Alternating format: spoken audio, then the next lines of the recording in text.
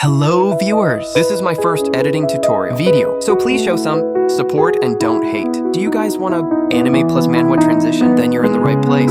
Before we start, let's watch the preview.